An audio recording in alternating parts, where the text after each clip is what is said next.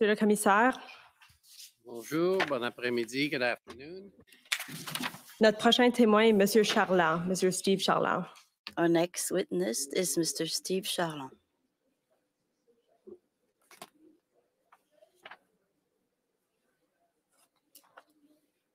Allez-y. Go ahead.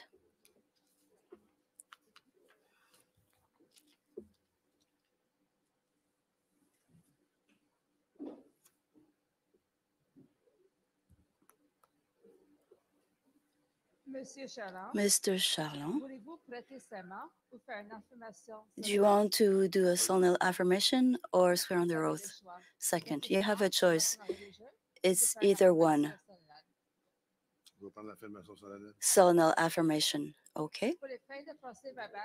For the minutes, please, could you indicate what is your name and then spell your name? Steeve Charland, Steevecharland.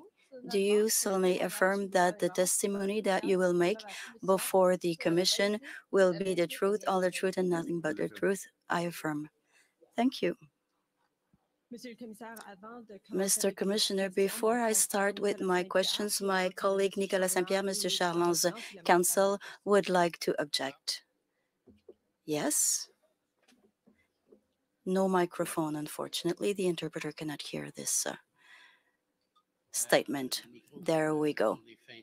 So we are turning the microphone on. Nicolas Saint-Pierre is my name. I represent Mr. Charland. Mr. Charland has been criminally accused following the protest in Ottawa. We invoke Section 5 of the Act. Thank you. I understand, and I believe that the witness will not answer any questions because those answers could incriminate him or establish his responsibility in a civil or criminal proceedings.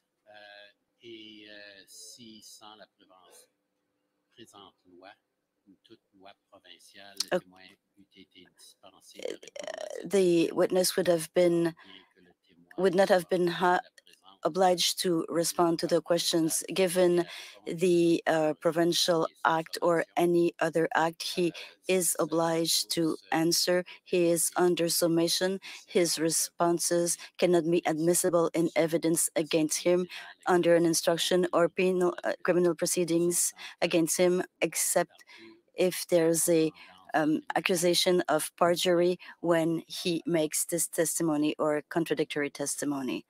So we will note that he is objecting to all the questions. Hi, Mr. Charland. My name is Alexander. Hi, I am a counsel for the Commission. I would like to ask you a few questions today regarding your participation to the Freedom Convoy in January and February 2022 in Ottawa. The purpose of my questions is to help the Commissioner in his mandate. And to start, I will show you a document, and the registrar could show this document SAE 11. This is your evidence statement, your anticipated evidence statement. This is the clerk speaking. For the record, we do have the French version available. The doc ID for that is SAE 6010.fr. Thank you. If you could please put that one up. Thanks.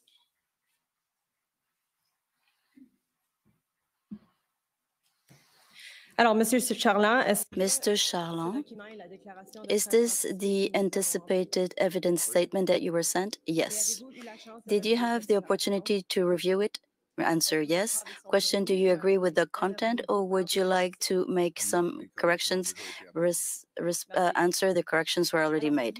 Question, so you live near Grenville-sur-le-Rouge in Quebec? Answer, yes. Where is this? Answer, between Montebello and La Chute. Question, and you are a freelance worker in heating wood, in a wood business. Could you explain to us what it entails? Answer, well, I haven't been working in this field a lot over the past year, given what is happening in my life. Apart from this, I'm also a writer, speaker, and blogger.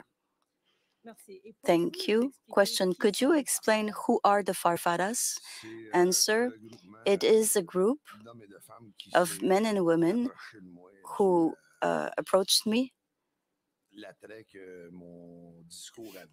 because of my statements, because of what I said, and we became a protest movement.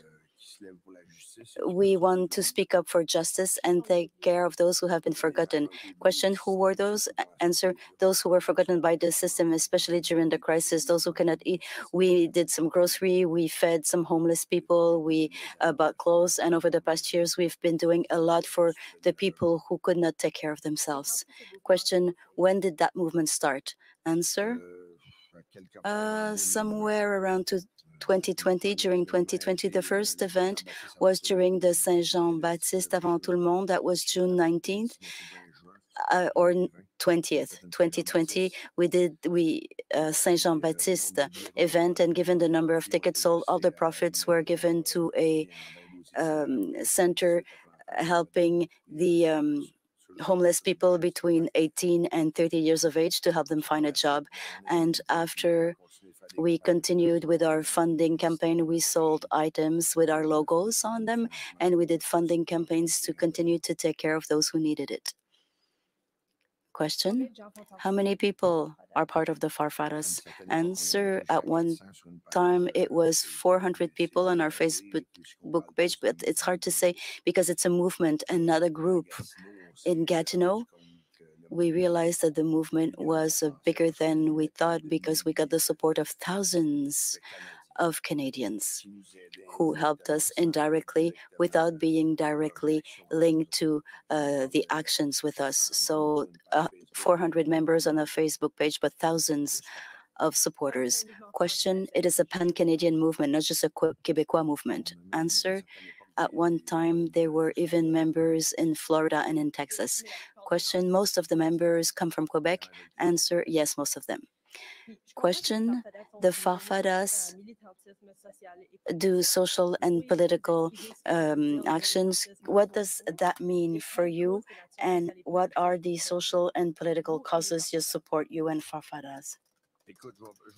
Well, in terms of activism, I can only speak on my own name because people who approached me was because of my social and political statements. So this is why they made of me their spokesperson. They agreed with what I was saying. It's not my first involvement as an activist. Even in the evidence that we prepared together, you can see that I was a member of the La Meute Council, and before that I was a member of other groups. And on my own, I often participated in conferences, social and political aspects were always interested for me because I believe that the peoples are not really heard by our elected officials. This is why our elected officials can do what they want, more or less, outside of the electoral campaigns. We have electoral campaigns that last 1 month, and during that month, our elected officials tell us what they want to say so that they can be elected. And for the following 4 years, they do not fulfill their mandate, and the people from the grassroots are not heard. We are not heard to the point that we have to protest to be heard, and even so, we're not heard. I believe that politics is very far from its people. We're part of two different types of societies, two classes of citizens. That's not normal. We all build this country together, and we would like to get involved in the decisions. We want more democracy. My fight was always to unite the people so that we are not divided through races, religions, beliefs, whatever they are, sexual orientation. We do not care. Language, it really is a question of the peoples who are not heard by the elected officials. People are poorer and poorer. Personally, I've always asked for a more imperative mandate, more rather than representative, which means that the elected officials should fulfill their electoral promises. Otherwise, there would be legal means to hold them up to their words. And because of the system that we have, they can tell us very legally anything that they want so that they will be elected. And then they send their representatives at the National Assembly or provincial parliament, and then they vote whatever they want without our consent. And over the past years, we saw a lot of acts that we did not agree with, but nobody asked us for advice. At one point, we have to shout louder. Why are you members of those groups? Well, we don't have the same opinion all the time. With Lameute, we had worked a great deal for democratic representation, but there was a group of people who went on working for Lameute Incorporated, which means they keep the profits. And this is one thing we didn't agree with. And the Democrats in the group didn't like that at all. And that means we weren't listening to citizens at all. So we went out of the group. So was there any commitment on the part of the government for transparency? And you're saying your voice is not being heard. Is that it? Indeed. The workers in Quebec and in Canada, I talk about Quebec because that's where I come from. I think the workers are not really being heard in Canada. And in 2022, there are 3 jobs for 2 people, for a couple. And we have a hard time spending our money, keeping our money, because we have to spend too much. And the government spends billions of dollars in the meantime for issues that are not really essential, important. It will have to change. Thank you. I'd like to ask you a few questions about the fight for freedom, le combat de la liberté. When did you hear about it? I've heard it from people who were seeing things on social networks. It was early in January. I can't give you the real date. And I was involved myself. I found out really about it on a Saturday. We started to participate on the 29th. It was a week before. On the 22nd, we had a meeting and we talked about it a great deal to figure out whether or not we should participate. And what I could see is that workers who were trying to get working permits and to be able to work. And so I wasn't truly concerned about this. If truckers were just driving up to get a permit, it didn't really affect me until we heard some more reports in Quebec on Quebec radio stations. I don't recall exactly what TV or radio station. And that means you arrived on the 29th. So you came for Quebec? Yes, I did. And how did you regroup your people? I posted on my own page, public page, saying that on the 29th, we would start a convoy in La Chute and we would go all the way to Gatineau to reach Ottawa. How many people and vehicles were involved? What kind of vehicles were in that convoy? We had our convoy 107 kilometers long, and when I got to Gatineau, I got a call from a guy I knew who came from Beauce with 1,500 cars, and they were advised to take another road because we were already on Highway 50. All kinds of vehicles, Winnebago's vehicles, pickup trucks, and everything. It was all kinds of vehicles. When you talk about trucks, you take about heavy vehicles. No, I'm not talking about heavy trucks. I'm talking about cars and pickup trucks. Winnebago's at most, but it was truly a convoy of citizens. And I didn't ask you should be shown this document, but you had an interview with a reporter from Le Droit on January 30th. Is that it? Yes, it's possible. Yes, on the 30th.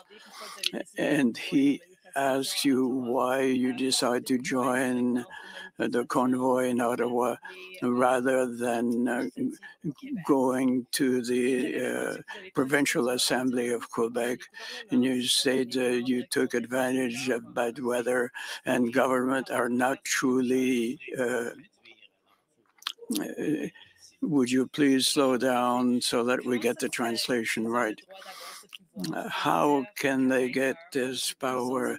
We can't go out of our own houses, and I'm entitled to go to Costco, but I can't visit my grandmother. I can't live in that country, and I'll fight to the very end until we get full freedom. Otherwise, I'm not sure how we're going to do it, but we'll do it like we normally do for these kinds of things. Yes, this is what I said. So what kind of goal did you have when you wanted to do that? What was your specific goal by participating to the convoy? Participate to the biggest convoy in Canada, the biggest meeting of that kind, to finally be heard as a people and to tell our elected officials that's it, that's the end of it. You've taken a great many decisions without getting our consent. As I said earlier, I'm not a specialist. I'm not sure really what the risks were. I have no opinion on that. But I thought that mandates, that people went beyond their mandates. There were legislations changed that had nothing to do with health or welfare. They even advised us in Quebec to get a few things that didn't work out. We were asked not to get our grandmother for dinner when we could go and ship all over the place without a mask. It wasn't right, all of that. And at the onset, Prime Minister Trudeau said that he would not close the gates of the country, the airports, and so on, while we were being confined at home. I think we had to stop the virus coming from abroad, but we were locked up ourselves. There was curfews and sanitary measures that were quite exaggerated at the end of the line, and we have to prove today that what was done against the virus created more damages than the virus itself did damage. You also said during those interviews that you wanted to reach this goal. Could you describe this goal? Did you take any proactive measures to make sure that your objective would be reached? Indeed, every day, every minute, every hour, I was one of those who attempted to keep our traditions alive in a peaceful way. I've been involved for 30 years or so, but I have no criminal record. I was complying with the Canadian Constitution and the Quebec Charter freedoms because we're not violent. We've always done all of this very peacefully, and I asked people to remain peaceful, to keep quiet at times and remain peaceful at all times, regardless of the situation. This was our message at all times. And when people wanted to go beyond those rules, they were being reprimanded and told not to do that. You said that you influenced people who were being involved pacifically. Was it by way of social means? I used all of the available means. And what social means did you use? Facebook? Any other social means? No. During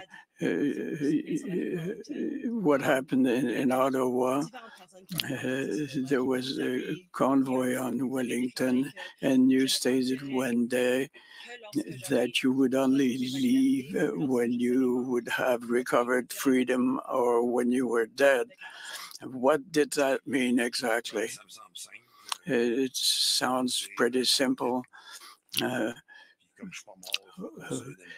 Well, I'm not dead at this time. I'm fighting for freedom. But are you referring to what was taking place in Ottawa? If it had possible, or if it was the case, I would probably still be there. But there was an injunction that kicked us out from the parking locations we had. We will be discussing this injunction a bit further. But I'd like to figure out what happened when you went to Ottawa. You left La Chute, and then yes, that your convoy was 107 kilometers long. Do you know how many people were involved in that convoy? Approximately. No idea. Maybe we could try to assess it. 107 kilometers when we wound up in Gatineau. It was still 50 from La Chute, and we were also getting people from both. How many people were in those vehicles? I can't say. So you got to Gatineau on the 29th. Did you go to the parking lot right away? And it became your headquarters? Yes. Did you talk to the owners of the parking lot? Yes, we did.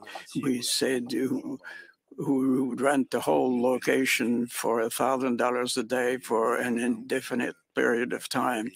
There were written agreements and verbal agreements with whomever was the contact in Gatineau. I'm not inventing anything here. There was a member of our group who was in charge of the parking lot rental. On January 29th, did you get a call from Pat King? No, I didn't get a call from Pat King, but I got another person who was telling me that Pat King was looking for safety and security. So I got him in touch with the Gatineau people. Why would you ask about this if you could help with safety? They didn't ask me. Somebody else called me to ask whether or not we could help out Pat King, who was coming up, and I referred him to members of the group who could help. And they were part of your group? Yes. And that person who contacted you, how was she contacted? Or he was contacted? Yes, well, Pat King was to contact them.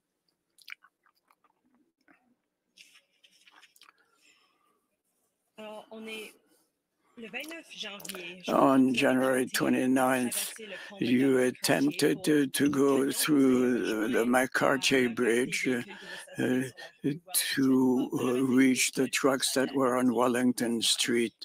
But that police didn't let you go through. Is that it? It was on a Sunday, on the 30th of January. Yes, indeed. There were heavy trucks and normal vehicles who wanted to cross over to Ottawa, and our mandate was to defend our Constitution and to use the Portage Bridge, and we had to negotiate with the police services that were around to get to an agreement by midday that would go to the McDonald Bridge, and we escorted people through that bridge. Those negotiations that you mentioned, was that with the RCMP? On that particular case, I dealt with the Gatineau Police, Sûreté du Québec, and RCMP. Whom did you bargain with, municipal services or RCMP? It was essentially with the Gatineau police, and I told them that they're out of their jurisdiction, and it was to be the RCMP who was in charge, and which is what happened. And the RCMP let you go through. And they escorted us to the McDonald Bridge. We wanted us to go through Portage, but we went through McDonald. So you went on Maisonneuve up to McDonald Cartier, and the RCMP took you south on McDonald Cartier till close to Parliament. We have a video available. We're not going to listen to it because it's an hour long, but it shows that several vehicles and trailers went through the Bay Market, and on Rideau Street, they turned left to Parliament. Is that the way they went? Well, listen, if I recall correctly, we stopped on Rideau. And that's the only thing I could change in what you said. We had to stop on Rideau because we had trucks against truck, and we couldn't go any further.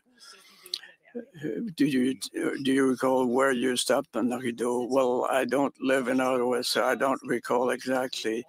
Was it close to a shopping center? Could you see the Parliament? No. And Chateau Laurier? No. During public hearings, various services in Ottawa and Gatineau testified that Farfada members were at the intersection of Rideau and Sussex. Does that ring a bell? No. Farfada is a group of people which expanded greatly in Ottawa and Gatineau. We don't know everyone. We talk about thousands of people, thousands of Quebecers and Ontarians joined the movement. So I haven't got all the details. We truly concentrated on what went on in the parking lot, and to help out as much as we could to offer parking place for those who wanted to have a parking lot and then walk on to Parliament to show what they thought. So I don't have all.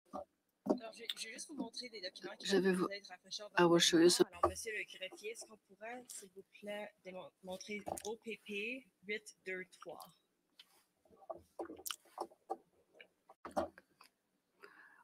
Could we show this document?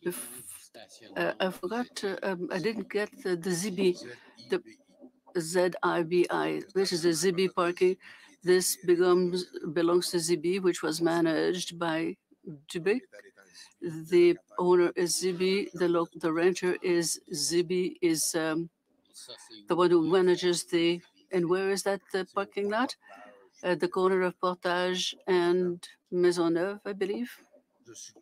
The very corner where they have the Festivière. Mr. Clerk, that was OPP 823.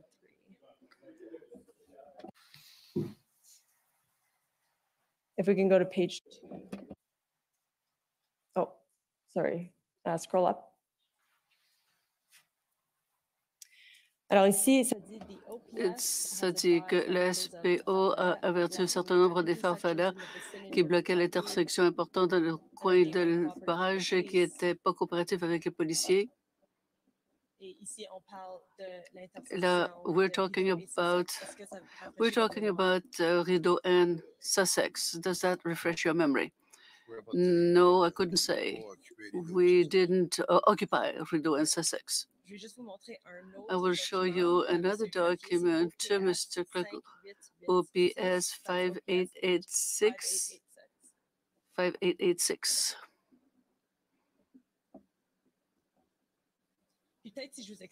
Perhaps if I were to explain where Rideau and Sussex is, it's where we want the war memorial in front of Chateau Laurier. There is a statue, a monument for the unknown soldier. This is that intersection close to the Rideau shopping center. Well, as I was saying, we don't have any control on everybody that identifies with our movement. If I'd known that there was a blockade, yes, but I can't answer you now. Mr. Clerk, maybe we could actually bring up, oh no, this is the right document, thank you. Alors si if we scroll down. There's approximately 200 people scattered throughout the location. Point of demonstrator. Merci. Focal point of demonstrator activity at Sussex and Rideau, where group known as Farfadet from Quebec has completely blocked intersection to vehicular traffic. Farfadet group was uncooperative with police throughout the day. Organizer of the group indicated that they would open the intersection if permitted to move further up on Wellington towards Parliament Hill. Information passed on to PLT for further contact. Quand ils font référence à l'organisateur du groupe, est-ce que c'est possible? When we refer to the group, is it possible that it was you, the group? Are we talking about the same event, Rideau Sussex? Well, you said I'm not answering what you want to hear, but I did not know personally that some of the Farfadet members were blocking Rideau and Sussex. If people identified themselves as members of our, well, like thousands of others, they did it on their own. I am not aware of it. Did you talk to the police at one point in Ottawa? Not when you were at the Gatineau parking lot at Zibi, concerning where the vehicles and trucks would park once you've gone through the McDonald Cartier Bridge? No is the answer. So with the policemen, it was only with the Gatineau Municipal Police? Yes, until the day we brought the trucks back in. We went as far as we could go, and then the others were independently to decide where to go. I have no idea what happened after that. We negotiated mainly with the Gatineau Municipal Police. I didn't have any discussion really with other police forces except peace. Question, when you said that you talked to the Gatineau police concerning Zibi, what did you talk about? What was your interaction with them? We had discussions every day on what we wanted to do. They wanted to know what our daily program was. They wanted to make sure that everything was okay. We had excellent communications with them concerning the traffic, exits, entrance. Thank you. Question, have you know the Tom Morazzo, Kate Rogerson, Edward Shipiak, and Marilich? Yes, I've heard some of their names, yes. Well, it's been difficult to hide Marilich. Do you know them personally? No is the answer. Have you been in touch with them during this convoy? No. Question. A group within this investigation about the organizers of the convoy. We approved that on February 8, Tom Morazzo and Shipiak went to talk to the Quebec demonstrators, protesters who was at the Rideau and Sussex to ask them to move their vehicles. Do you remember that event? Answer, no. I was not there. The Farfadet movement is very good, but we're not responsible for all Quebecers.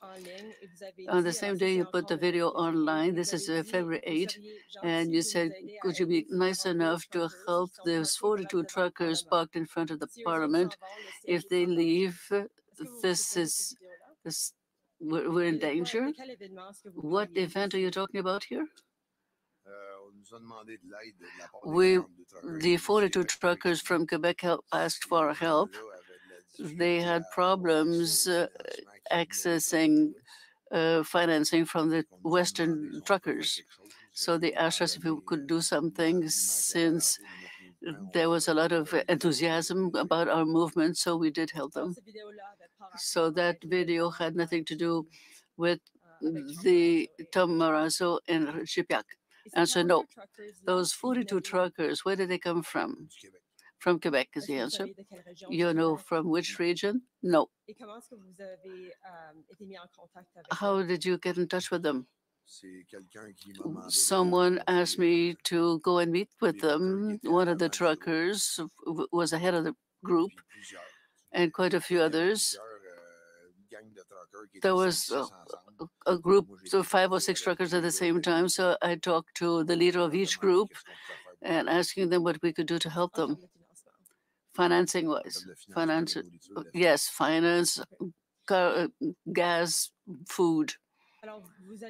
Question, so you had access to some financing. Was it through gifts by the members or other Canadians? Could you explain a bit where that money came from? Answer, at the very beginning of our movement, some people are buying some articles with our name in it, or they give money because they know what their money is going to be used for. Contrary to organizations who are so-called officially recognized, where you have to put 10% in the street. I'm saying 10%, but I haven't read any documents recently, but the nonprofit have you can spend 90% for administration purposes and 10% in the street. We committed ourselves to giving 95% that we get to the street, and 5% is to pay for gas or people who are helping us, which means that we are trusted. People rely on us, and they want to help us because they know that we help those most in need. During the occupation in Ottawa, we took care of people who were really in need and who were there at the demonstration. So we committed ourselves to give them help from as gas, for instance. And on my Facebook page, I asked, since the financing sites from the Western Convoy were frozen, the GoFundMe had been closed and all that was frozen. We told people who know us, since they are trusting us, if we want to get their money from there to us, we are committed to spending that money on the street. This is what we've done, and the money started coming in. Question. With people getting in touch with you through Facebook, who are these people that you're talking about? Answer, generally speaking, these are people who get in touch with our Facebooks, they get in touch with somebody who's close to the core movement. For the event in Gatineau and Ottawa, we help people directly on the street. I can tell you that we fed hundreds of homeless people in Gatineau and Ottawa over and above the truckers. When you say that you fed them, how did that happen? What did you do? Well, we had a camp in the ZB parking. We had a popular kitchen. People who were volunteers, they went there to cook, and people were welcome if they wanted to eat. And of course, word spread around saying that we can eat at the ZB parking for a voluntary contribution. If you have any money, if you don't have any money, you can still eat. We had a lot of people in dire needs who came to eat there. Then we committed ourselves to helping the truckers. And so we asked whether there was somebody in the movement who was willing to work on a kiosk, on a booth on Wellington Street. A lot of people close to us said, okay, we'll take care of that. And we had nothing to do. It was done easily enough. People just took care of themselves. People really helped to have a tent on Wellington Street and to offer soups and coffee and whatever they could for the truckers, for the demonstrators who came for a day or two, and the homeless. Question, what did you do day in and day out? Did you go to Ottawa every day? Did you stay in Gatineau? What was I doing? I was trying to get rid of the fires. I spent my days in a human relationship between our organization, the owners of the parking lot, the police forces, municipal or others, the media, people who needed us on Wellington, people who could give us some help. We were in a Winnebago, and this became the center of the negotiations. This is what I did from 16 to 20 hours a day. You said you were talking with the media. Well, the media who dared ask the real questions to get real answers, we took the trouble of answering them. I was a spokesperson for all this event. And knowing that media were journalists and not editors or opinion makers. With these social blogs or social media, we had some alternative news journalists and other so-called official journalists. We've had interviews with Radio-Canada, TVA, 517 in Gatineau, in Le Devoir, Le Droit. During the 3 weeks that we spent in Gatineau, we were quite a lot in the media. All the journalists were there to ask questions and answer our questions. Always made sure that we would not go through what we have learned in the other groups. And I think a journalist should get what we say and not modify it and not take whatever suits them, what has been happening in the past couple of years. I was quite happy, satisfied with the articles I saw, but I had to refuse to get interviewed by people who are really acting in bad faith. They just want to have disinformation and hatred. Thank you. I'd like to go back to the funding. On February 4th, originally, electronic transfers for people who wanted to give gift went to your account. But on February 4th, you asked them to send the money to someone else. Could you explain the context, the situation? Well, see, I was too busy already for whatever I had to do. And that was already in our discussions to ask to give part of my work to someone else. And as of the February 4th, I started having problems with my virtual network. My email was had a virus, and my bank accounting had problems with. So we decided to ask somebody who had time to get the money in and out. That person is part of the Farfada movement. Answer, yes. Question. Mr. Could we show OPP 1767?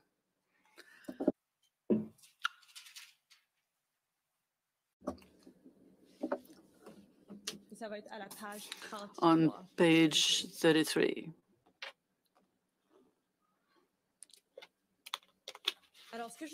What I'm showing you here is a report by the PPO Intelligence for Andon Project, a report on intelligence about the convoy. Here it says, SPVJG Intel advised that, according to Redacté, the group Farfada has handed 14,000 to Quebec truckers in Ottawa in the last 2 days. He also mentioned that an additional $10,000 will be distributed to truckers today in Ottawa. Est-ce que c'est exact?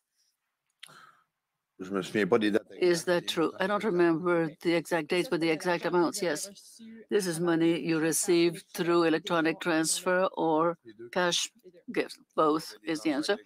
We had electronic transfers that were gone through someone else of the movement, and when we had the booths for soup and coffee, we had voluntary contribution. And so they would put money in a pail, and we redistributed it.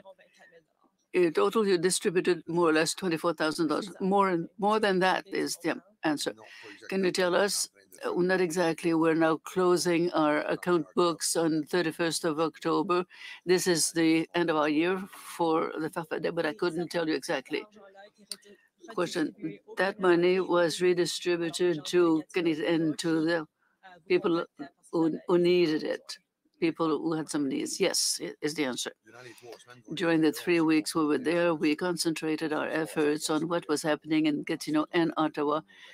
Then we spread out in helping the families throughout the province. Question: earlier today, we talked about the agreement you had with the parking lot, Zibi, and you mentioned the court order injunction.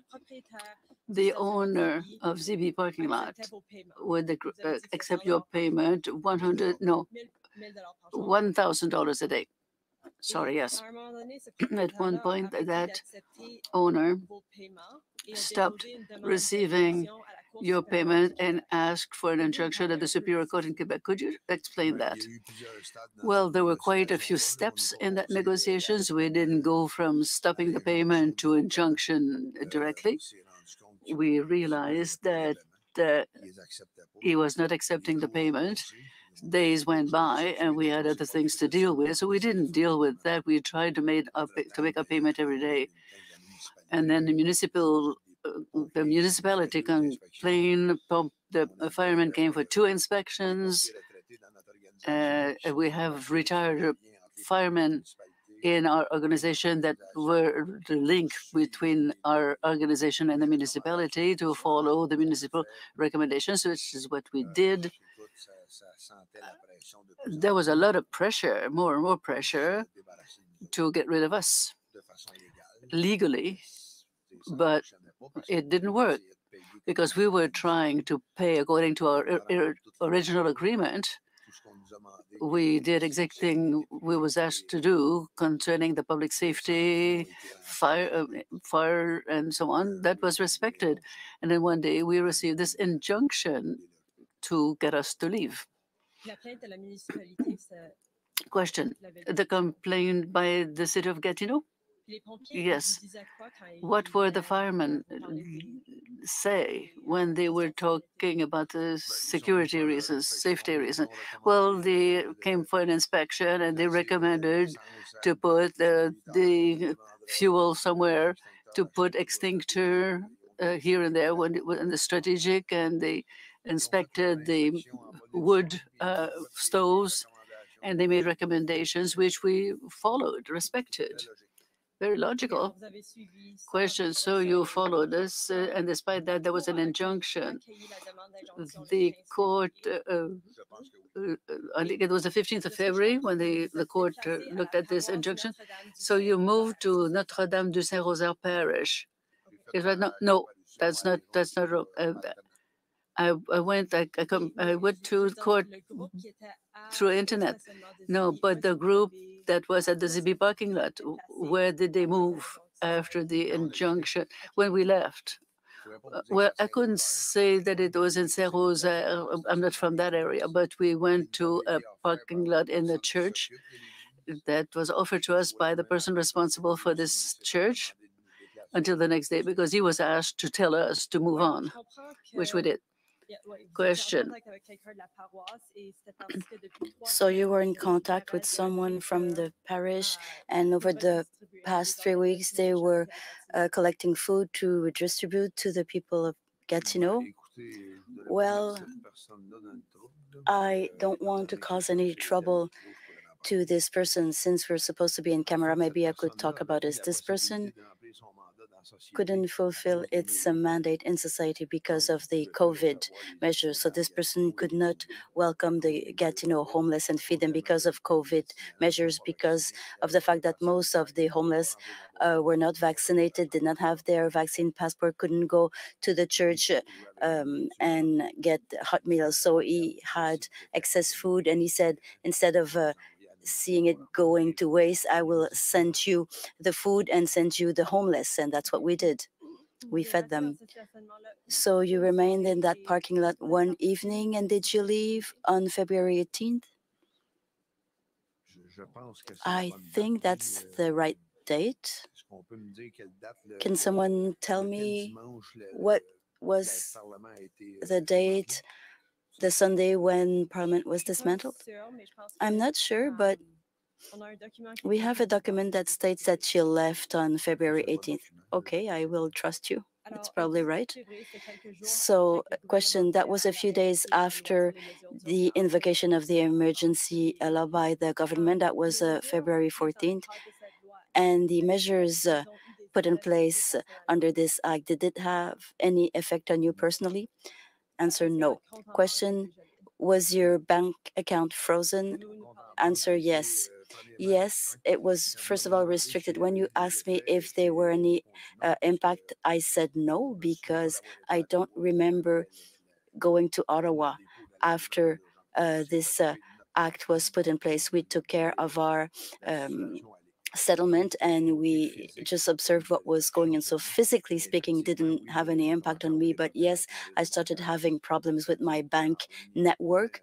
Well, first of all, the National Bank restricted my privileges, quote unquote, reduced the amount I could withdraw on a daily basis. So they cut a lot of the privileges I had acquired over my 30 years as a client of the National Bank first. And then around mid-April, I received a letter telling me that mid-May, they would close my accounts because they did not want to do business with me anymore. That's what they did.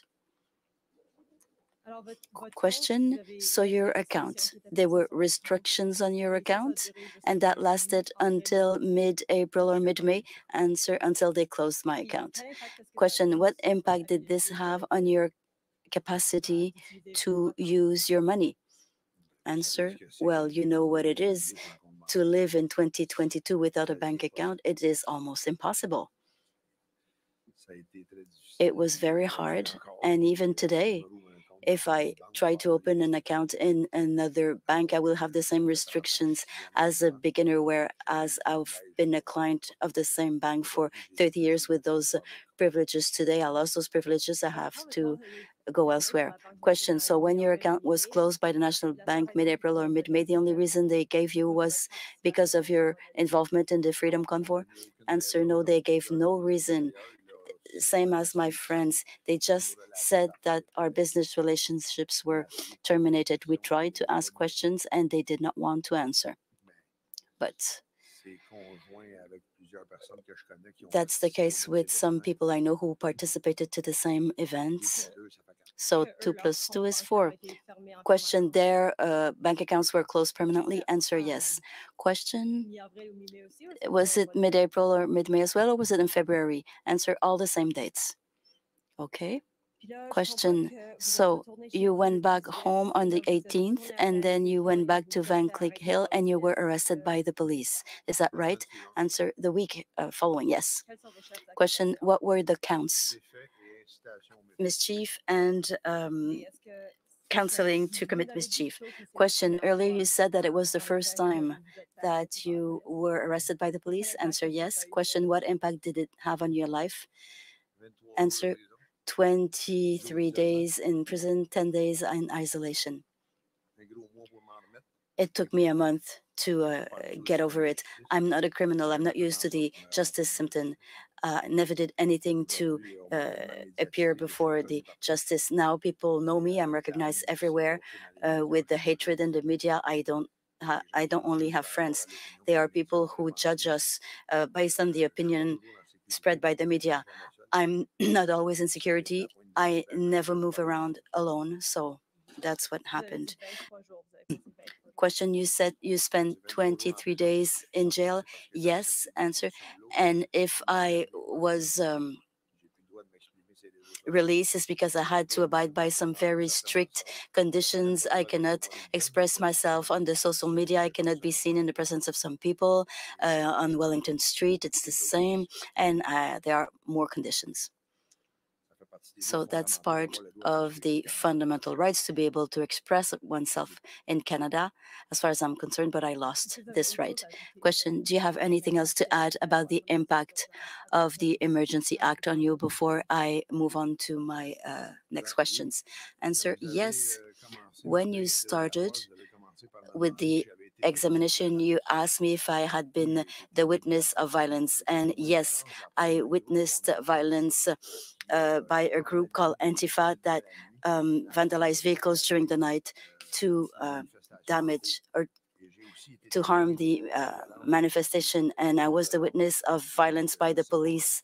And I don't know who are those mercenaries who had no number on their uniforms. They couldn't be identified, and most of them did not speak our language, and they were violent to dismantle the peaceful protests with women, children, and the elderly. I was the witness of that violence, and I had never witnessed any violence in any protest. And I also spoke with residents of Ottawa, and I can assure you that everything you heard in the media is just shit.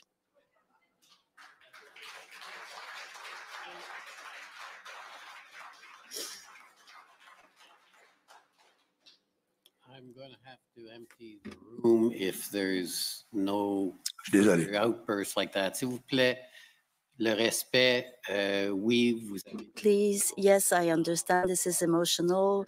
I understand. Please respect that this is in the nature of a hearing, and outbursts like that may require that I empty the hall, which I don't want to do. Because it's a public inquiry and it's important that people be here to witness it. Merci, Monsieur le Commissaire. Thank you, Mr. Commissioner. I'm sorry, says Mr. Charland, if I is responsible for this. Well, you can express yourself freely. I'm responsible for discipline. Thank you, you giving me my right to speak, and that feels good. That's the goal, says the Commissioner. Mr. Charland, I cannot believe that in Canada, in a peaceful country, with peaceful protesters, that a protest is dismantled where people just want to be heard in that way. I know people today who are in exile in Mexico and in Cuba because they cannot stand to see what is happening in our country. It makes no sense. We've always said that we live in a free and peaceful country, and the protests were always conducted in a peaceful spirit. If it had not been the case, I would not have gotten involved. I never got involved in any protest managed by and in the name of violence.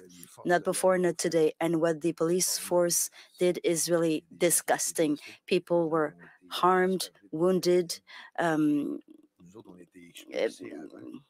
Cayenne pepper was used. We were evicted before that. Maybe that's a good thing, but it's awful what happened on the Hill. Just because the government is not willing to have a dialogue, engage in a dialogue with us when we ask for that. Thank you. Question, I'm almost done. I have two quick questions. Were you in contact or in communication with protesters or organizers involved in the blockade of the border and entry port, Kootenay, Emerson in Manitoba, and Windsor, the Ambassador Bridge? Answer, no. Question, thank you, Mr. Charland. That's it for my questions. Is there anything else you would like to say to the Commissioner? Something that maybe you did not have the opportunity to say today? Answer, yes. Yes. Apart from those events, apart from all the protests that took place in our country after more than 30 years being actively involved in politics as a citizen of the people, with the people who want to try and get involved with the citizens and the people of this country. What I find really awful and terrible is that one day your ancestors who were elected wrote the Canadian Constitution and the Charters of Rights and Freedom for Quebec and the other provinces. At the outset, I can't believe that We are given a charter to explain what we're allowed to do. You gave us charters, you gave us tools to explain to us what we're allowed to do and not do. That is an aberration, I believe. That is ludicrous. And today in 2022, we have to stand up. We have to neglect our families. We have to neglect our jobs. We have to neglect our houses, neglect our life, because we all pay the price. All this to ask you to do your work again, to make sure that the Canadian Constitution and the Charters of Rights and Freedom are complied with. I don't understand how come things have gone so awry in our country. I've always been proud to live here in this country because it was a democracy and apparently at peace. We've always had a place to speak up peacefully, and we've lost this. If this commission does not agree with us, no one in this country will have the right to protest. Those who are against my opinion and the others. The media created the left and the right. I don't even know what that means. I'm of the people, and I want to stand up so that the people can keep on standing up and be heard. Left, right, up, down, I don't give a damn. It's become the people against the elected officials who are managed by multinationals, by money, by other powers, and that makes no sense in a quote-unquote evolved society in 2022. How come we have to demand that our charters are respected? Otherwise, we are put in jail because we offered soup and coffee to people who were in need. I will keep on saying this during my trial. If I'm accused of mischief for what I did, a lot of people in this room should also be in jail. Thank you, Mr. Charland. Thank you for your time. That's it for my questions. Friends, my friends and my colleagues will have questions for you, so I will turn it over to them. Thank you. Thank you, says Mr. Commissioner. So first, the Canadian government.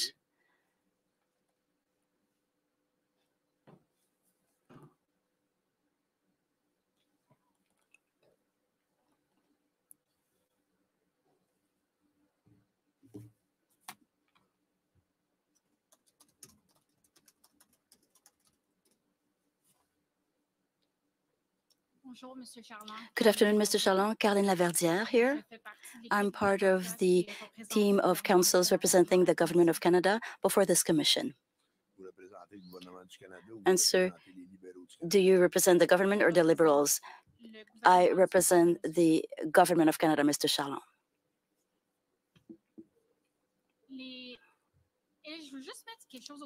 I just want to clarify something.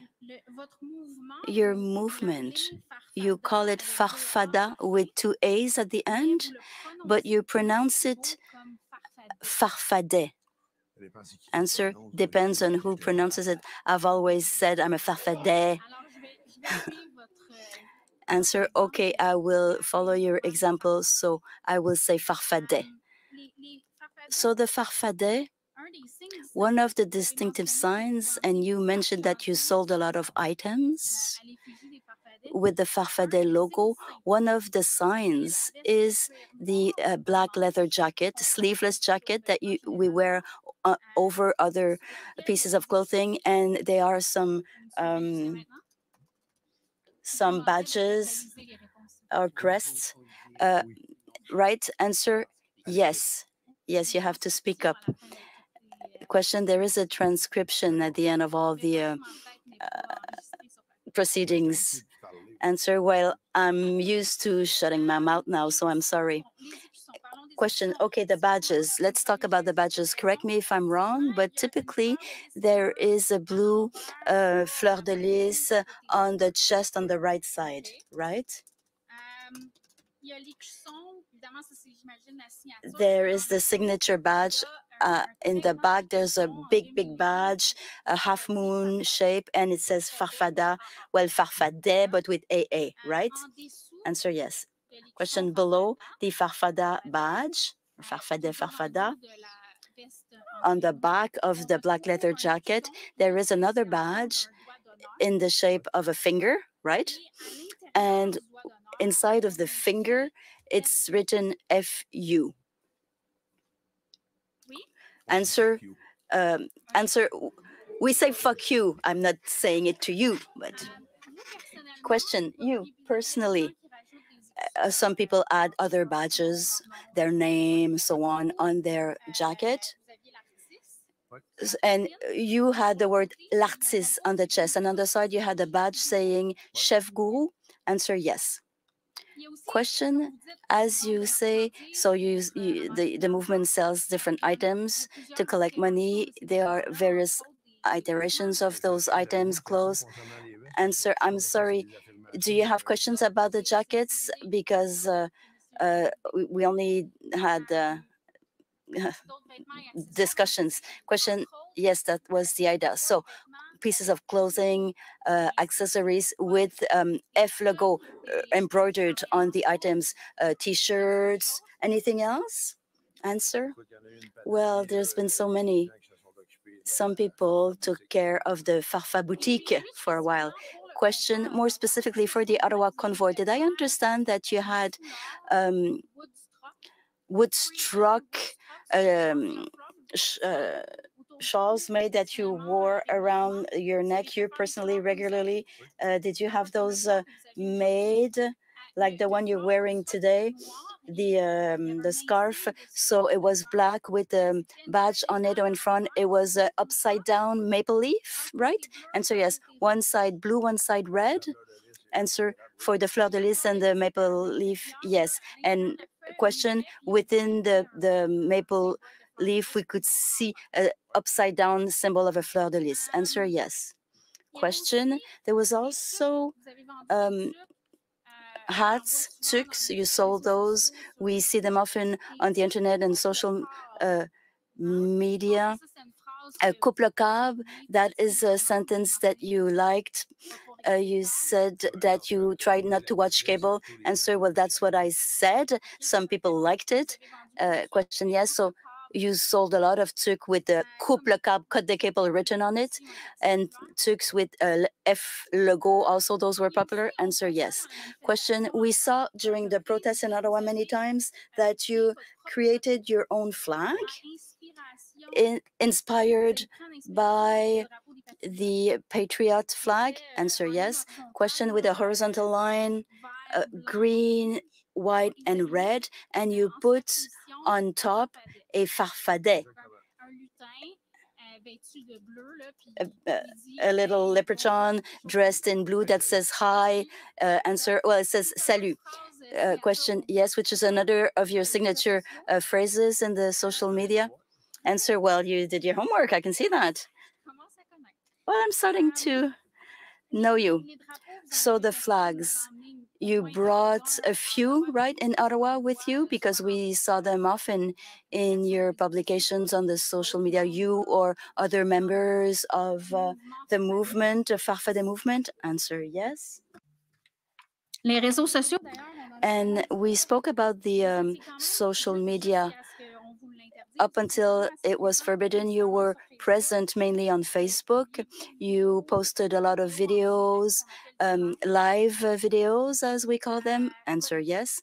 Question, your column, your signature column was called 2 minutes sur le bord du poêle. Answer, yes. You posted many.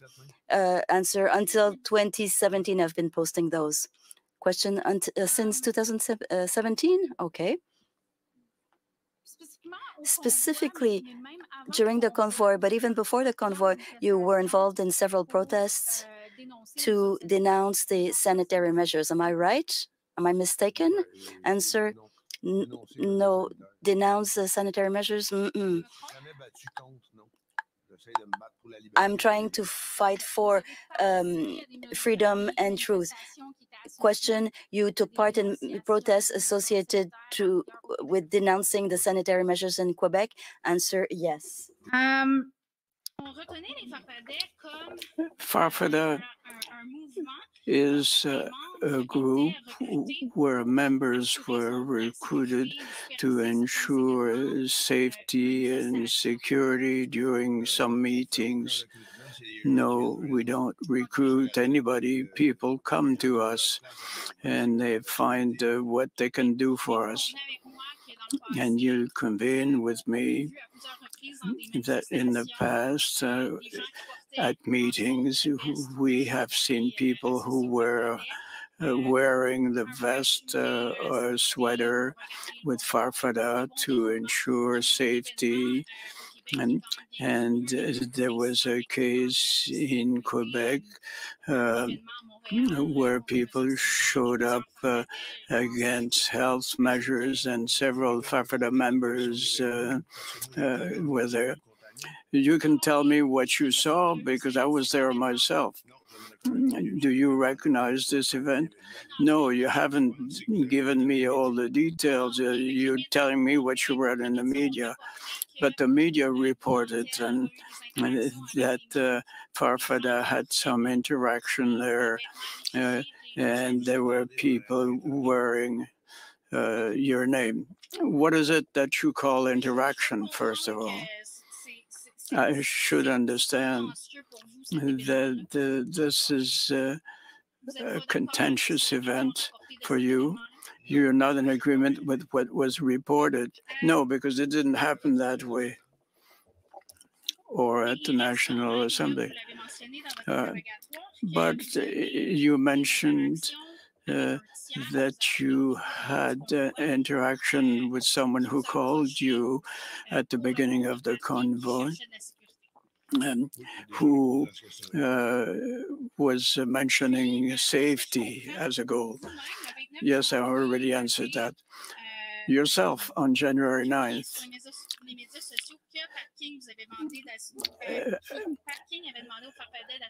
Asked Farfada to take care of the parking safety. Yes.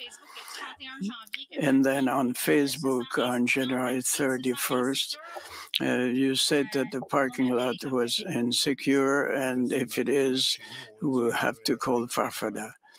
What we say between ourselves is when you feel insecure, call Farfada. But this is what you did on January 31st? Yes, indeed. I talked before. Just a minute. In your testimony, you talked about the money that you were handing out to the truckers in Ottawa. And you mentioned the rules that were applicable, how much you should be getting and keeping and or giving away. Farfada members are not considered to be a welfare organization. You haven't set up a welfare organization to hand out the money you were. When I had the funding, I did it myself, and everything is up to date. You have met several newsmen when you were around the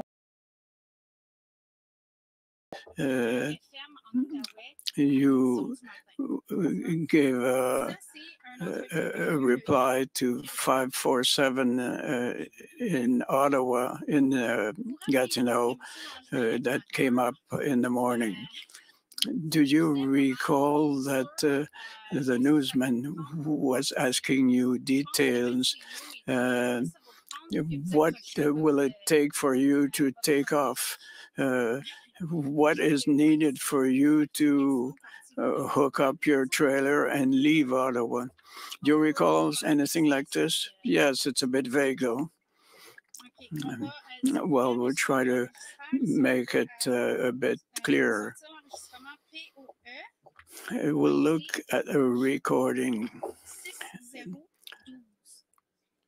that ends by 6012 and I'll ask that you take you start this at 15 minutes, 12 seconds. I hope it's not going to take too long because your time is almost over yet. Well, I'll go beyond that then and hit another question. Thank you. In Ottawa and Gatineau, you were saying that people must hold the line. And it means that the truckers had to remain on Wellington. Yes. And this is where you started to give money out to help out truckers. Yes. And hold the line was spread till February 14th. Yes. And particularly as regards the Rideau-Sussex intersection, the Farfadas very often would not allow the vehicles to travel through. And I've answered this question already 3 times. And is an identifiable group with their motorcycle jackets. Ils se trompent-tu? En français, s'il vous plaît. Je pourrais peut-être vous donner un casque d'écoute. Maybe I could give you a helmet here. It's a bit difficult. The Farfada would meet consistently at Rideau and Sussex. The Farfadas wear their regular vest or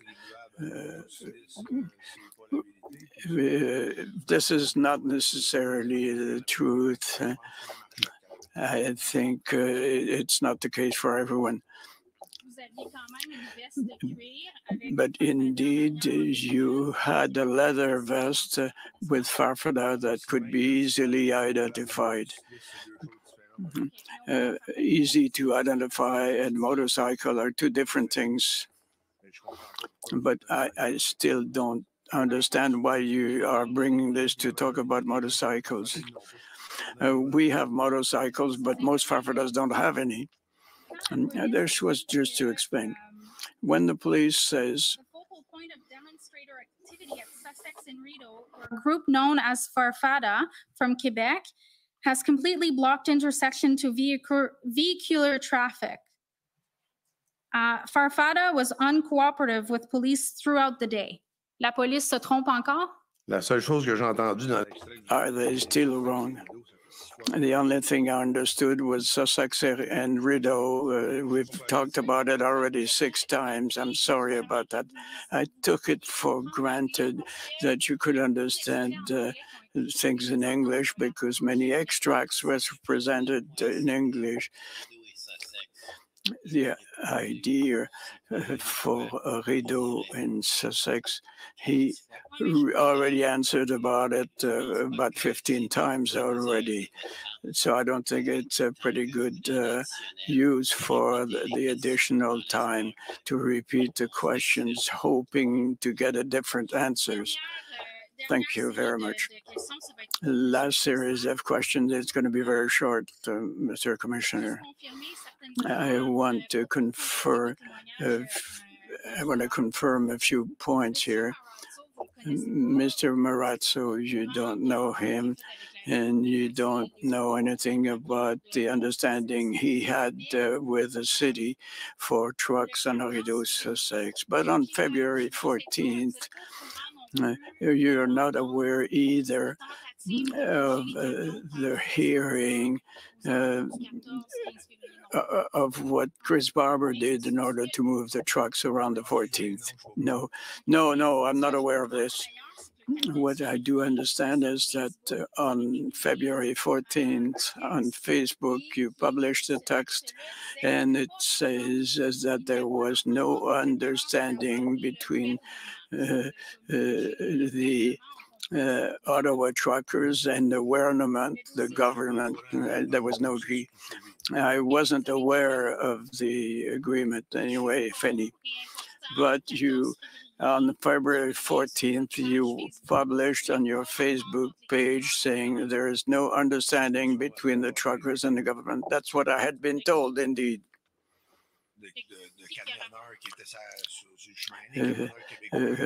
Quebec truckers that we talked to.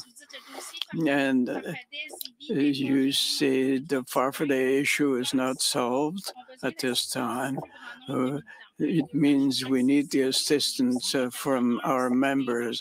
You're talking about ZB and the trucks that are in Ottawa. Last question, to clarify what was said earlier. You mentioned that your apprehension on January 31st was the first time. I was already apprehended way back, but this was totally forgiven. You're not being accused for mischief, for blocking streets or roads on La Fontaine. Well, I have to go to court, but I was never apprehended for that. Yes, there are accusations, maybe. I'm not really accused. We haven't been to court yet. You haven't been condemned yet, but for something that happened in January 23rd, your spouse, Karen Tardif, and Tony Rioux, and André Desfossés were also members of Farfada. And this took place on March 13th, 2021. Thank you, Mr. Commissioner, for the additional length of time. I have no further questions. Thank you. Have a good day. The convoy organizers are next. Are you going ahead in French? I'm just going to say no questions in French. I've been pas de questions, merci. Okay. No questions in French. Et le service de police d'Ottawa? Thank you, Mr. Commissioner. And the Ottawa Police Service. Je vais poser mes questions en anglais. Est-ce qu'on peut avoir accès donc à la traduction? Bien sûr. All right.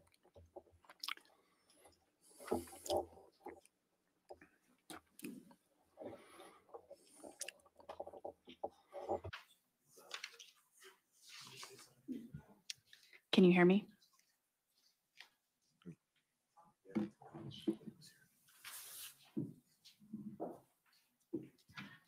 Good afternoon. My name is Jessica Barrow, and I'm counsel for the Ottawa Police Service. I just have a couple of questions for you.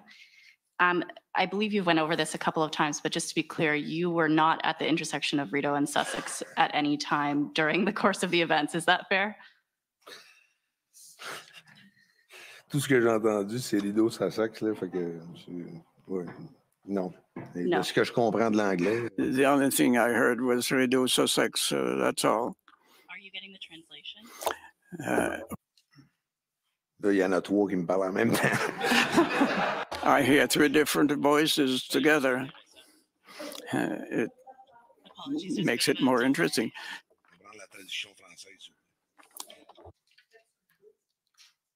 I'd like to get the French translation.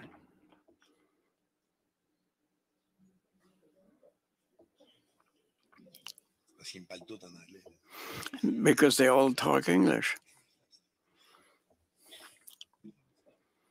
Can you hear me? Oui. Ah, oui. There we go. Thank you.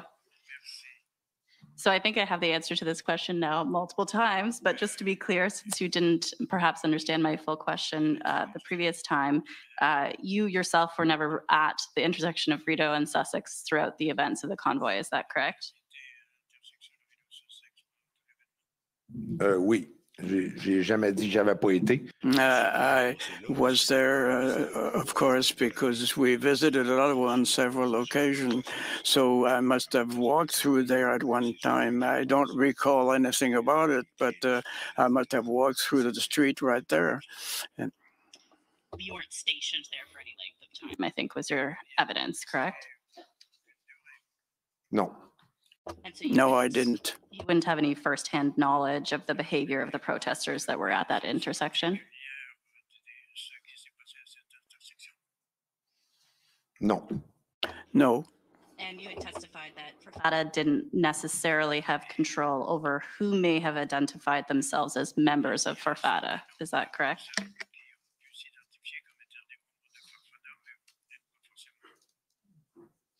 Non, comme j'ai déjà dit. No, as I said earlier in another reply, I can't figure out what happens everywhere with everyone. Okay, thank you. And do I have it correct that you were not downtown Ottawa on February 18th and for the weekend that followed that February 18th? Oui, c'est exact. Yes, indeed. I wasn't Ottawa. We were moving around at the time. I don't even recall if I went back to Ottawa after February 14th. I don't think I was there at all after the new legislation was implemented.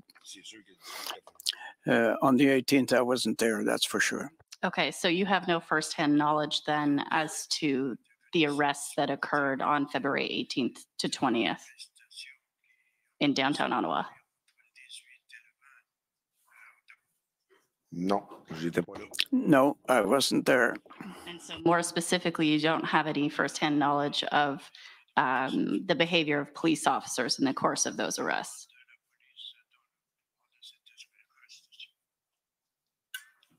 Pas spécifiquement dans cette arrestation, mais on écoute les médias, nous autres aussi. No, specifically for this apprehension, but we listened to the media. The media were on the spot somewhere in Ottawa.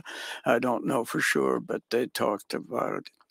But in terms of firsthand knowledge or observations, you don't have any of that. Is that correct?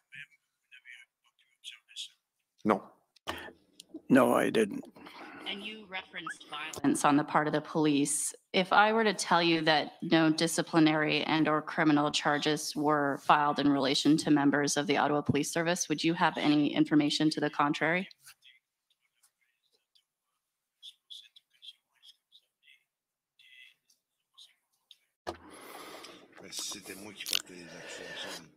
If I was to accuse myself, I might know about it, but it wasn't me. It was mentioned by the media. I might have heard a few things from my friends. I know that some people were expelled from their vehicles. We have seen a great many things in the media. Have seen what happened on TV. I wasn't there myself. So when you were referring then to violence on the part of the police, you're referring either to conversations with friends or to things you've seen in the media, but not to any firsthand observations. Indeed, I wasn't on the spot myself. Okay, thank you. Those are my questions. Merci. Merci. Maintenant, la police provinciale de l'Ontario. The provincial police. Ontario police, provincial police.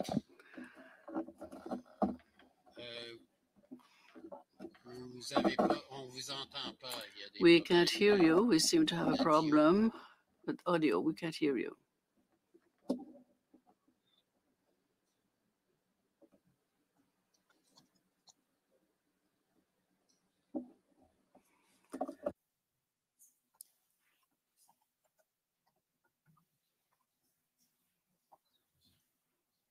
Ça va être en anglais ou en français? Je ne sais pas. On ne l'entend pas. C'est pas. Is it going to be in English or French? I don't know. I can't hear him.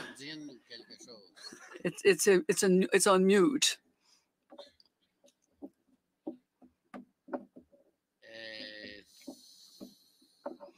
Can you at least hear us? Is that? Okay, so I'm not sure what. Can you hear me now? Yes. I apologize for the inconvenience with my audio. It's Christopher Diana on behalf of the OPP, doing this virtually for the first time, and so I apologize for the inconvenience. I have no questions this afternoon. Thank you, Commissioner. S'il vous plaît, please. This is not a theater, c'est pas un théâtre. S'il vous plaît. Please, I was extremely patient. And frankly, if I have to, I will empty this room. You can watch it from somewhere else in the video room. And I know that that's not what you want. But I insist that there be some discipline in this room. I'm asking you to cooperate.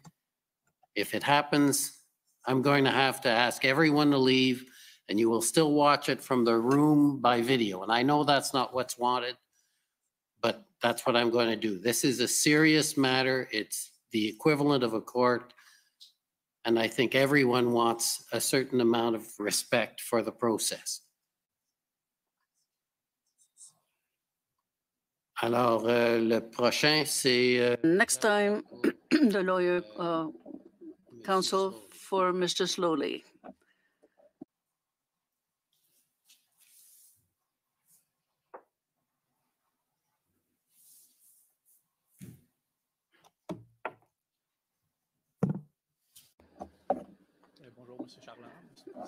Good morning, Mr. Charland. I'm Nicolas De Stefano. I'm the lawyer for the Mr. Solé, ex-chief of police. I want to have a few small questions for you. You testified that you had a lot of experience with the protest movement. How long has it been since you've been involved in these movements? My first participation directly was in a conference in 1992 where we were talking about free trade. And I took part directly at that level, and I've been involved since. So you took part in quite a few demonstrations, yes. As a member of La Meute, and before that, yes. And other manifestations or demonstrations with the Farfada, yes. You took part in some demonstrations with sanitary demonstration in the past. Well, I mean, before the Freedom Convoy. Yes, is the answer.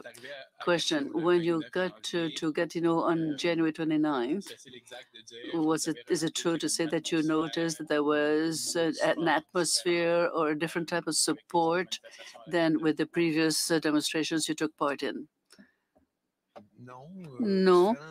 Different? No. The atmosphere has always been quite good in our demonstration. We've always had a very good relationship with police forces we dealt with. Well, I'll ask the question in a different manner. Is the importance of this was much bigger than other demonstrations? And so, yes, that was without any precedent. That is something you've never seen before. Yes. Yes, something that I haven't seen before. You even testified, I didn't note it exactly, but correct me if I'm wrong, but you were surprised by the support that your group received when you were going to Ottawa. And so, yes, we were pleasantly surprised, yes, because we realized how many people were behind this movement. We don't see that too often, and they were ready to help us with food, wood, or whatever was needed. We got a lot of support. Question, so you'll agree with me that you did not yourself expect such support and so many people and so many resources on January 29th? Answer, absolutely. Question, when you got to Gatineau, negotiate with the CMP to go through Ottawa, you mentioned that? Answer, yes. Question, you also discussed with the Gatineau Police Services. Did you negotiate with them in French or in English? Français. In French, I speak a little bit of English, but I prefer to use my mother tongue to make myself understood. when you negotiated with the RCMP members, you said that you wanted to go to Ottawa for a peaceful demonstration? Answer, yes. Question, once in Ottawa, were you aware of any exaggeration, not necessarily by members of your group, but by the various demonstrators? Answer, no. The city was quite clean. People were getting together. It was like a feast. All the cultures were getting mixed up. It was quite festive.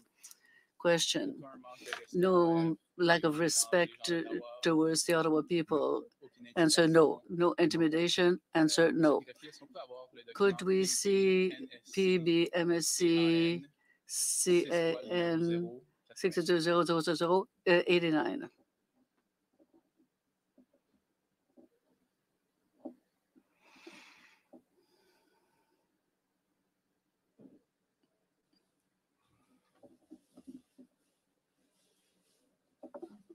Council, could you please repeat that document ID for my benefit?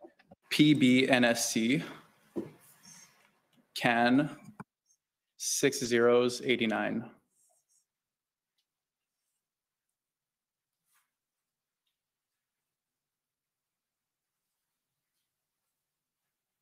And can we zoom in on that screenshot of the Facebook post, please?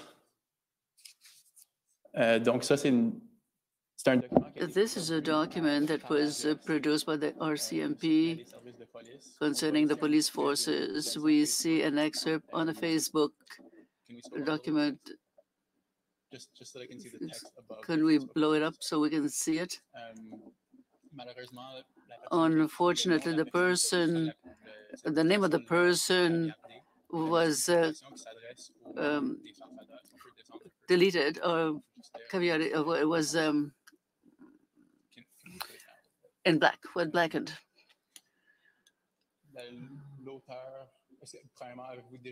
Redacted. First of all, have you seen this? Yes. You're the one who wrote this? Yes. So you show that there's only one authority, and this is with the Farfada. I know that I was not a good example in the past recently, but I apologize for it. You say that you were not an example of respect recently. Was this about the Ottawa discussions? No. That was because of our internal discussions. We've heard quite a few testimonies saying that there were disrespectful behavior, violence, and so on. Were you aware? Answer, no. Not from us.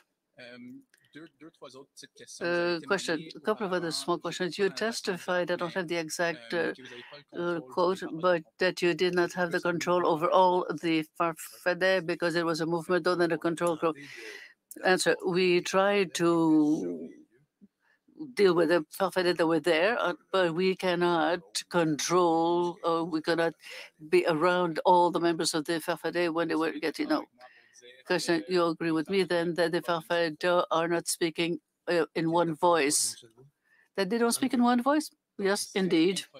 So it would be impossible for the member of a police service to negotiate with you for the whole group, for the whole movement.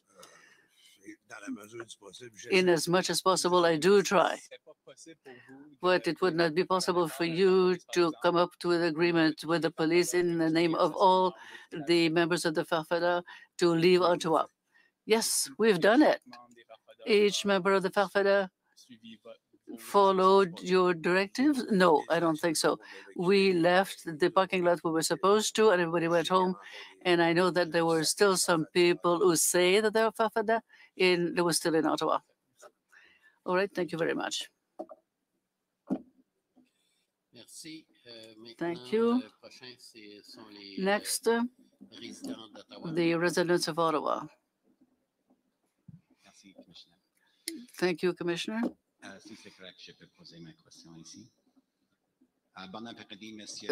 Good afternoon, Mr. Charland. I'm the lawyer for the group of residents and businesses in Ottawa. I will ask my question in English if you don't mind. Like Mr. Barber, I come from Saskatchewan and I don't speak very good French. Well, you're doing fine up to now. Monsieur Charland, I just want to know, you mentioned, Mr. Charland, you testified earlier that you had heard from Mr. King or from friends of Mr. King that he wanted some assistance for security. Is that right? Oui. Yes. And do you know what he needed security for? Why was he in danger? Why would he require security?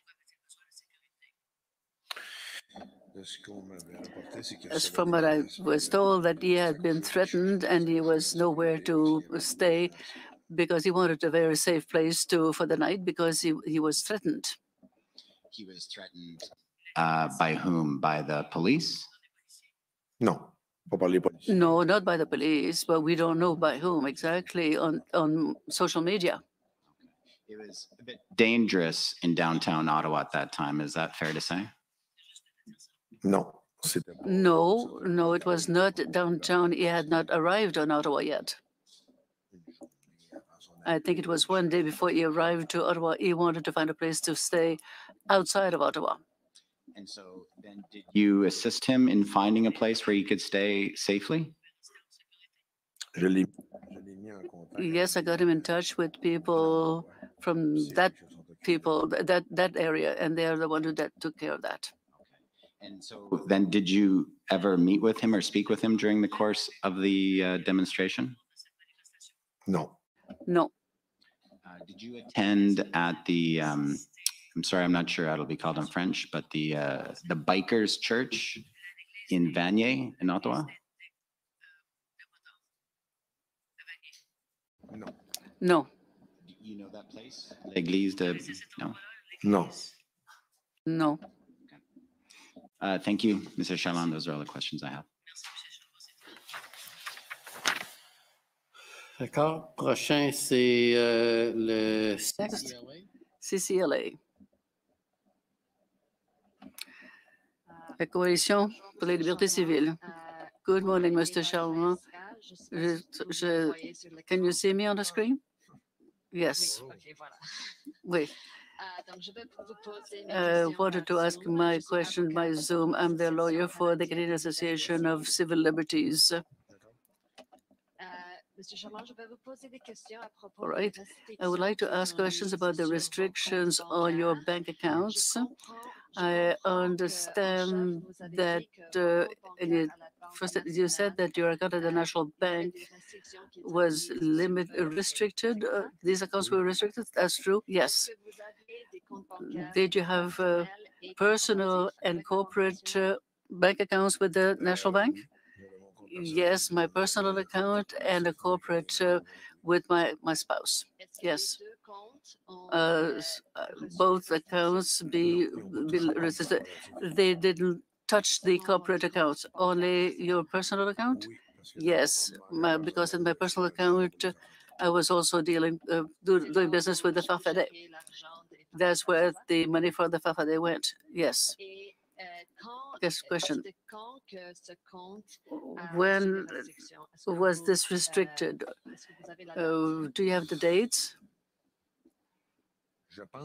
I think it probably is February 4th, because that's when we started having problems and we asked somebody else to do it. That I think it might be the 4th of February, but I might be wrong. So you think it was the 4th of February? I think so. Have your accounts been restricted later on after February 14? No, I received a letter in April saying that they were closing my personal account. Question, and that letter that you received in April was from the National Bank? Yes. Did you receive communications before that letter from the National Bank concerning your account? No. Have you received some communications concerning your account from the RCMP? No. Did you receive information concerning your account from the analysis and declassification and from Canada? No. Do you know and the reasons, besides the letter from the National Bank, why your accounts were restricted? No. People who got in touch with me in April, and I could never get an answer from them. I don't know why they were closing my account. If I understand correctly, today you don't have an account with the National Bank, and you had to open an account with another bank or another Caisse Populaire. Yes, is the answer. Thank you very much, Mr. Charland. Those were my questions. Next, Democracy Fund, CCCF. No question for that witness. Thank you.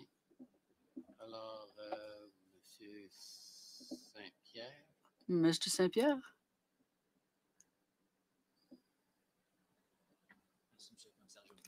No question, thank you.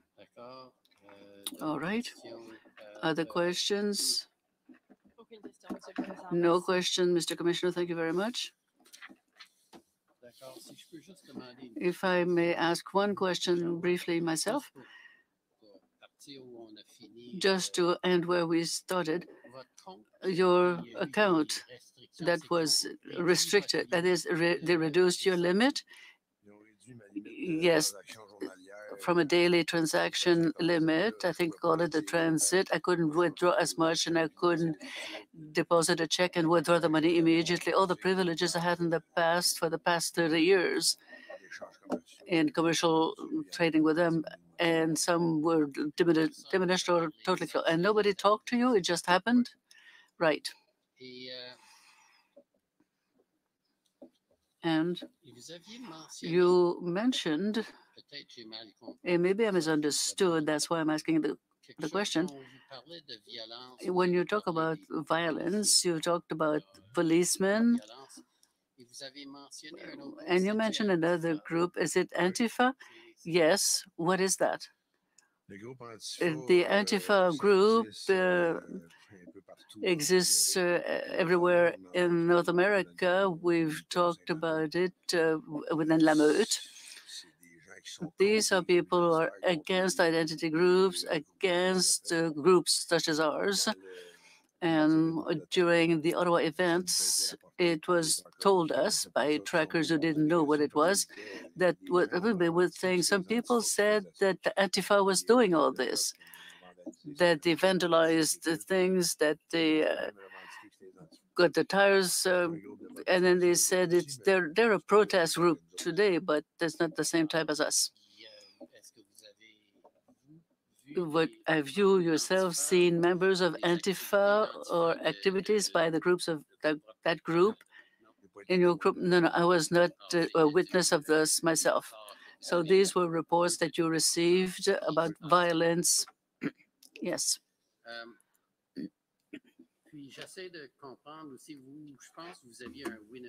You had a Winnebago, is that right?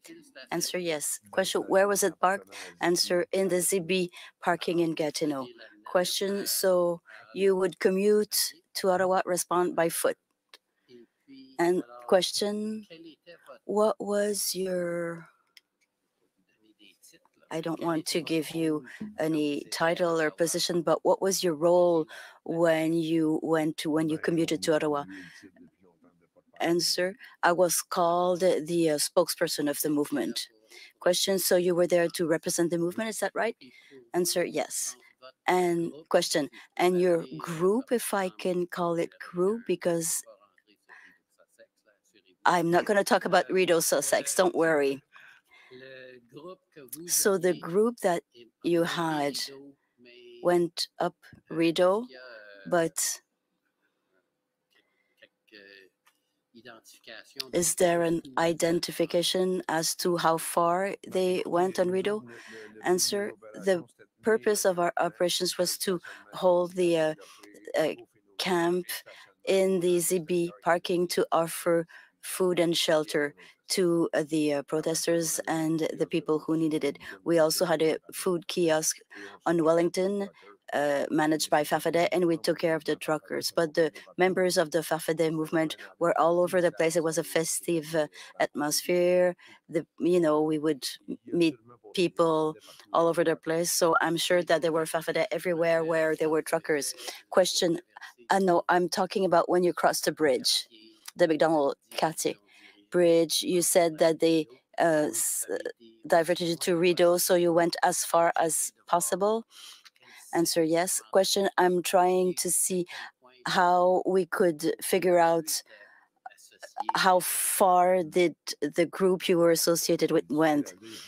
Answer, it's hard for me to say. I'm not from here and I don't remember the intersection per se, but we went behind the trucks who were parked there. The police escorted us all the way there and they said, it stops there, we can't go any further. And we left the truck owners there. Question, during that movement, were you at the head of the movement? Were you in a vehicle, or is it just hearsay when you say what happened? Answer, I was part of the walk. I was on foot.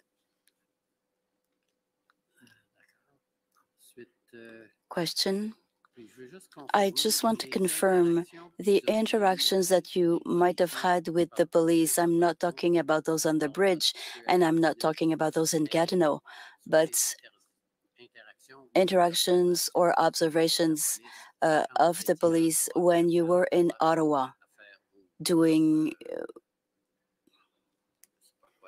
I don't know what, being a spokesperson, PR. What interaction did you have with the police? Answer, we just waved a hand and we said hi. We thanked them for their service and they thanked us for being peaceful, and that's about it. Question? Okay, good. So those were my questions. Thank you very much for your testimony. Thank you for being here, and you're free to go. Thank you. Now we're going to go to our afternoon break, 15 minutes, and then we'll be back with our next witness. For 15 minutes and come back with the next witness. The commission is in recess for 15 minutes. La commission est levée pour 15 minutes. Well, how was that? Wow. I'm very happy. I'm very happy. I had no idea who Farfada was. I went into that with a complete, well, not even a complete empty mind, because the government of Canada did bring it up a few times, and I honestly had an unknown but ready to hear bad news mindset going into that one. That's what I thought when I was going into that one. I thought, well, we might hear about somebody not as extreme as like Antifa, but maybe a couple steps below them or something, because I had no idea, and I had no idea the boogeyman thing. Turns out, wow, we would all want their jacket. We would all drive around our bikes with pride. This is a wonderful group, a wonderful organization, according to the testimony. I am sure the mainstream media version of that's going to be very different, but en français or in English, it was wonderful.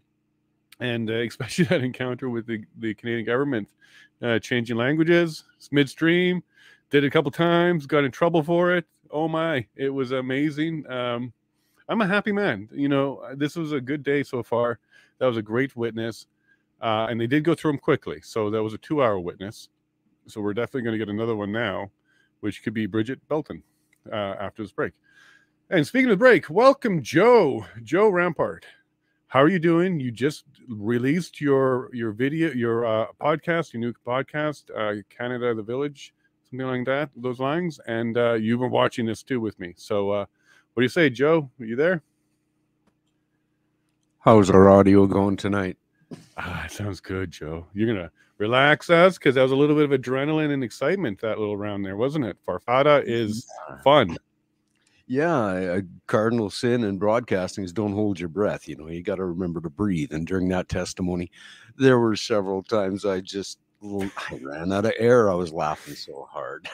Oh my, like, oh boy, did Canada government get smacked down by the commissioner there? Stop switching languages. You were told already, you know, he doesn't speak French or English, etc. Wow, a little lesson on etiquette there, Canada. Indeed. And one of the things that I wanted just to bring to your attention, Jason, watch out for the CBC headhunters. They might come looking for you in the copy department with the way you pump that. Oh, that headline.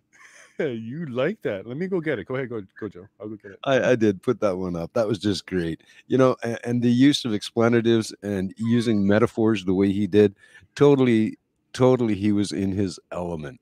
It wasn't his first radio show. It wasn't his first rodeo, I should say. So he had that one down pat. You know, this is a Canadian. We had first seen him come on the radar back there during the convoy. And it was, okay, who are these guys, right? Like, I'm a Westerner. I've never heard of these Quebec Cowboys. And wow, so they come to Ottawa to help. Yeah, and do you think Quebec and they're going to get the same impression of Diagolon later too? Like, because everybody was told boogeymans they didn't know about. Are they going to have the same reaction in Quebec when they hear from Jeremy? Or if we hear from Jeremy, but he's coming up. I just don't know if it's in camera. So that's why I said that. I saw that tweet this morning as well. And I thought to myself, okay, is this the kind of guy they want to do in camera, or do they want to have him actually speak publicly? Because we know in Canada, we speak opposites, right? You know, in camera means private, right? Yeah. It's weird. When people hear that, they're like, oh, okay, that's good, right? No. After 14 days, I'm pretty sure that if it does go in camera, I'm pretty sure this particular adjudicator, this particular commissioner, this particular judge will certainly bear, I think, a fair and equal balance of testimony from Jeremy. It's going to get even wilder. Like, we still got Tamara to go. We still got BJ to go. We still got Bruford to go. Mazzaro. And Keith is a witness now, Mazzaro, right? So, like, we know there's a lot going on that it's just going to come up now. And this is now really when the show starts, I believe. I believe too. And then after this week, it's going to be nothing but 3 or 4 weeks of government fixing what just happened this week. So enjoy, because this is going to be our pinnacle. After this, it's going to be downhill after that. But we'll have our sound bites and we'll have a lot of the truth out now. Well, it is. And I think the clipping is going to be fun on all of these videos. But, you know, that comment you made about the government trying to fix all of this, it's gone. You can't fix what they broke. Like, they're broke. Like, literally, they're broke, right? Like, you know, it still costs us $55 million a day in interest payments. But how can they fix this other than we need to have a change in government? Yeah, I agree. Well, I think it's 2 parts. First, we change the government, and then we actually learn as Canadians how to make our house become accountable. And then we implement that. There is a mechanism. We can get into that around independent oversight. But I think we need to do 2-prong. It's the 2-prong one. So we don't do this lesson the second time. We definitely change them. That's the easy one. Vote them out. But even the next one and all the ones after that, we now implement independent oversight. Because without that, God bless every future leader of ours. It's so easy to slip into this slope, as we saw, that we have to make sure that we don't do that again.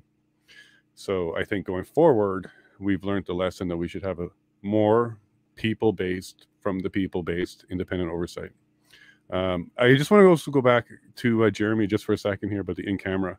What information do you have other than the tweet that we saw about it being in camera? Is that it? Nothing. I sent out 6 DMs this morning. Nothing. Yeah, so I think might be going on is he might be remote from Saskatchewan jail, because that's where he is right now, I understand.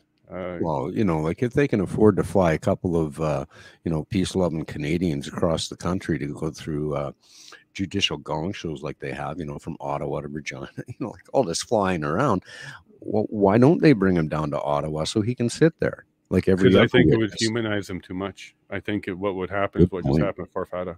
What happened with Farfada. Yeah. And I think, I think at least for the CBC headline in the picture, having him in jail, remote, at the table by himself, shackled or something like that, will at least make him seem more dangerous than Farfada was. Neon narrative statement right there. Yes. Yeah. So that might be what's going on. Yeah. I don't see them bringing him and putting him in a suit and put him on the stand, because quite frankly, he's going to repeat Farfada in English, and more funny too. He's going to be a mix of Chris, which was a troll, and Farfada, which was a group that does things together. He's going to be a mix of both witnesses today. So if they humanize him, Jeremy really humanizes it because of his own personal issues. And, you know, he's a Canadian, just like each and every one of us, all 38 million of us. We've all got issues developing over this issue. And here it is. Jeremy's the human. I really would like to see his testimony. Yeah, I definitely want to see it. Now, I don't have a reason why it should be allowed to be in camera. So there's nothing about his testimony that will be national security at all. So there should be no reason why it's in camera. But the rumor might be, well, he's not going to be sitting in that chair. Well, that could be true because he could be virtual, and they could be doing the top-down camera view of the guy in jail look as they are interviewing and asking him questions. Because anything other than that, it's not going to look good for the government of Canada, and they don't have no choice. They kind of have to let him talk. They brought him up too many times. Imagine if it's an orange jumpsuit. Yeah, something like that. Like imaging. Yeah, we all know that, and they're using Navigator, that company Navigator, and this is certainly down their path, even right down to the camera angle. Where are you going to put it? It's going to be high above him, looking down, like a caged animal. So don't be surprised if we see that on Friday, because I can't see how his words are going to help the government at all. So they need some other pictures in order to kind of get a different message out. That's my hunch. Of course, I have no inside. But I can't see them getting away with a forfada part deux with Jeremy, because that was incredible. That entire testimony, every witness, the ones that even come up, that was great. We didn't need Brendan. For what? That was great. Now, Joe, talk about your show. Tell me about the show. You just launched your first episode. It's all about Canada. Well, as you know, in the broadcasting industry and podcasting industry, and even, tie in there Twitter Spaces, which was the origination of it. And some ideas were bandied around. We had a little group discussion. Some participated, some chose to withdraw, and we still carried on. And I really wanted to start it off deep. Relative to Canada, and started at the origination of Canada, from what is most important to Canada, which is our land, and where does our land come from, and how did we get here. So I was very honored to have Gerald Auger and Melissa Mubaki from Alberta come on the show, and the name of the show is Our Canada, Our Village, This Land was episode 1. And we spoke about the origination from the First Nations perspective of the many worldviews that the people from 4 directions from across this great land, from sea to sea to sea to land, came from. And it went deep, and it was a good 1 solid hour of interesting discussion between Gerald, myself, and Melissa, and my co-host Andrea. And I'm setting up for tomorrow night, this evening, and hoping that would go on. But like all things in the world of podcasting and space casting, things can go different in a hurry. But it was a wonderful first show, and we had our 31st episode of the Economic Long Wave on Spaces last night. A little over 1,000 people listened in on that one, and I believe the listener count's still going up on that one right now. And we're moving forward on that one as well. So lots of good things happening, discussions on Spaces and podcasts.